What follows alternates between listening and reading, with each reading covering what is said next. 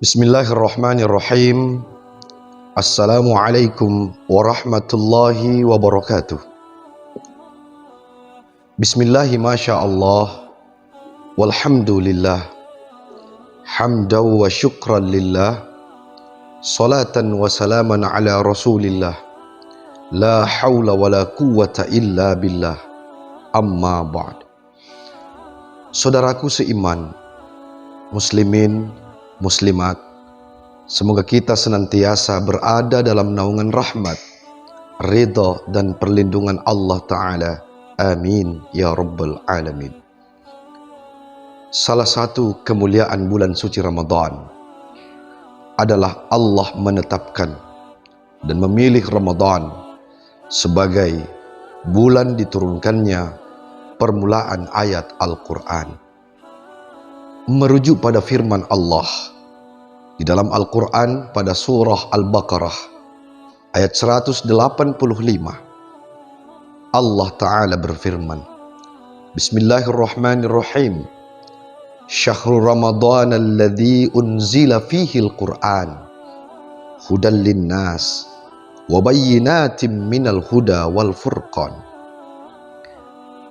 Beberapa hari di bulan itu, pada bulan Ramadan, adalah bulan diturunkannya permulaan Al-Quran sebagai petunjuk bagi manusia dan penjelasan-penjelasan terhadap petunjuk itu, dan menjadi pembeda antara yang hak dan yang batil.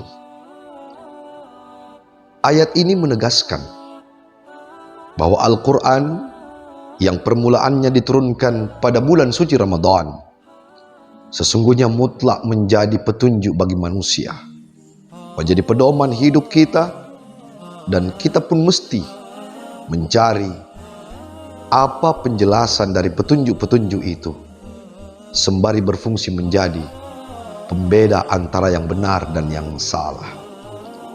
Karena itu, Al-Quran mutlak menjadi pedoman dan pegangan hidup kita. Apalagi melalui ayatnya yang lain, Allah Ta'ala mengingatkan kita. Bismillahirrahmanirrahim. Inna hadal Qur'ana yahdi lillati hiya aqwam wa yubashshirul mu'minina alladhina ya'maluna as-salihati anna lahum ajran kabira.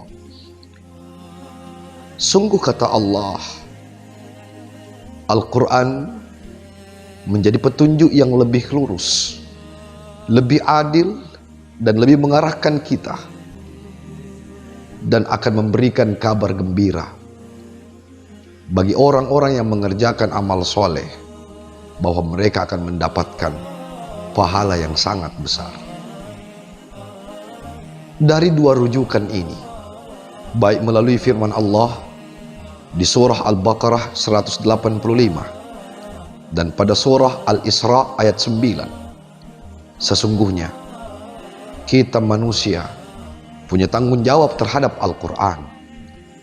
Tanggung jawab yang dimaksud adalah, pertama, kita mesti mengimani dan meyakini kebenaran seluruh kandungan yang ada di dalam Al-Quran yang terhimpun dari 6.666 ayat, 114 surah, dan 30 juz Al-Quran itu.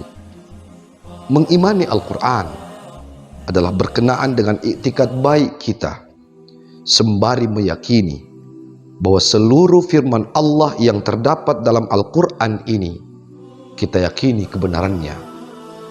Yang kedua, kita punya tanggung jawab untuk mempelajari Al-Quran, meliputi ikhtiar maksimal kita untuk dapat membacanya dengan baik dan benar sebagai upaya untuk dapat menghayatinya. Selanjutnya, kita pun punya tanggung jawab untuk mengamalkan kandungan Al-Quran berkaitan dengan perintah atau tuntutan Allah, baik hal yang fardu maupun amal-amal soleh yang lainnya yang menjadi tuntunan Al-Quran mutlak terimplementasi dalam keseharian kehidupan kita sebagai manifestasi penghambaan kita kepada Allah, cinta kepada Rasulullah, dan cinta kepada Al-Quran yang menjadi mukjizat terbesar bagi baginda Rasulullah Muhammad sallallahu alaihi wasallam.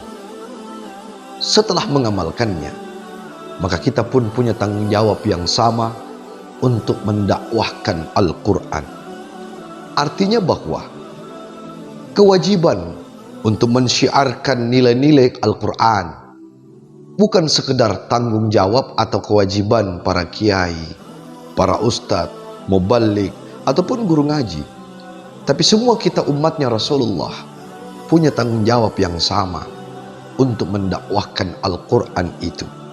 Minimal dalam lingkungan keluarga dan terhadap diri kita. Mudah-mudahan dengan rahmat Allah subhanahu wa ta'ala, kita menjadi hamba-hamba yang selalu tadabbur terhadap Al-Quran, menjadikan Al-Quran sebagai pedoman hidup kita dalam keseharian. Dan inilah yang menjadi media untuk kita dapat membedakan mana yang benar dan mana yang salah, sehingga pada gilirannya kita pun menjadi hamba-hamba yang cinta benar terhadap Al-Quran sebagai wahyu Allah yang diturunkan kepada Rasulullah Muhammad sallallahu alaihi wasallam, kemudian sampai kepada umatnya.